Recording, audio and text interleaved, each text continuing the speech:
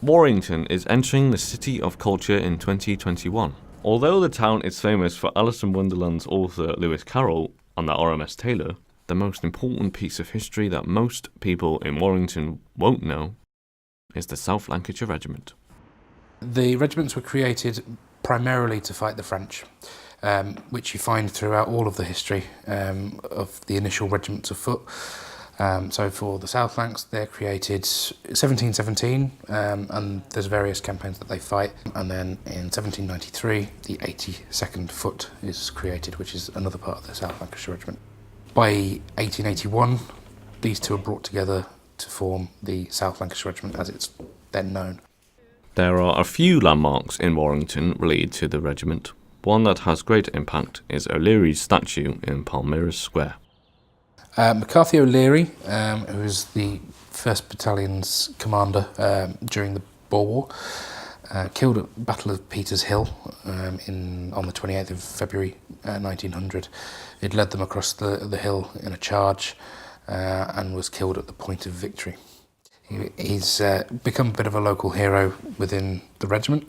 I know that his sons also went on to fight in the South Lancashire Regiment. Warrington is home to a number of street names associated with the regiment. But why Warrington? Each regiment of county regiment would have a base, and because it was South Lancashire, they made the decision Warrington is the perfect place.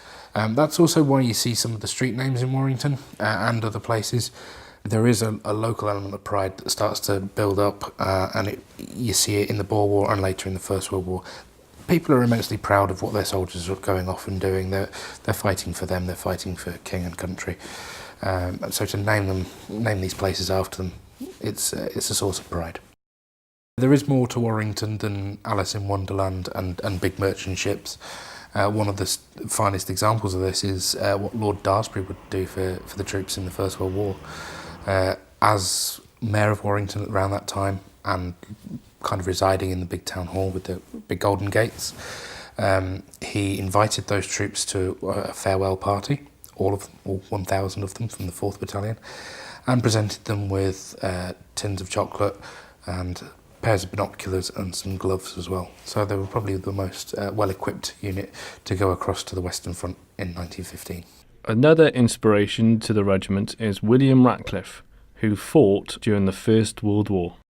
At the Battle of Mézines in 1917, which is over in Belgium, 2nd Battalion's advanced across no man's land and is capturing German trenches. And on that day, William Ratcliffe is not carrying any weapons, he's the stretcher bearer for the day. And he notices a German machine gun has popped up behind them in some trenches that haven't been thoroughly cleared. And it starts killing all of his friends, all of his colleagues.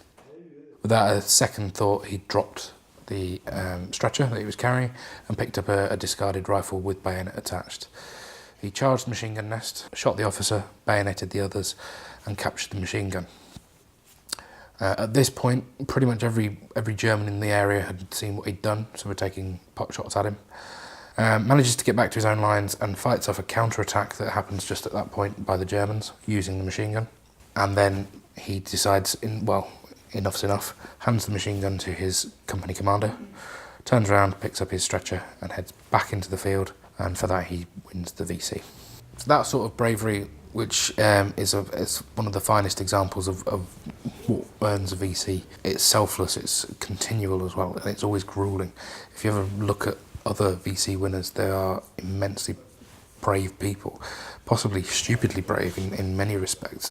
To do that, to push yourself to go and save people, that's a whole level of courage that I admire greatly in these people. I admire most of the soldiers that would join up for the First and Second World Wars anyway, but these people had another level of courage that is just undescribable.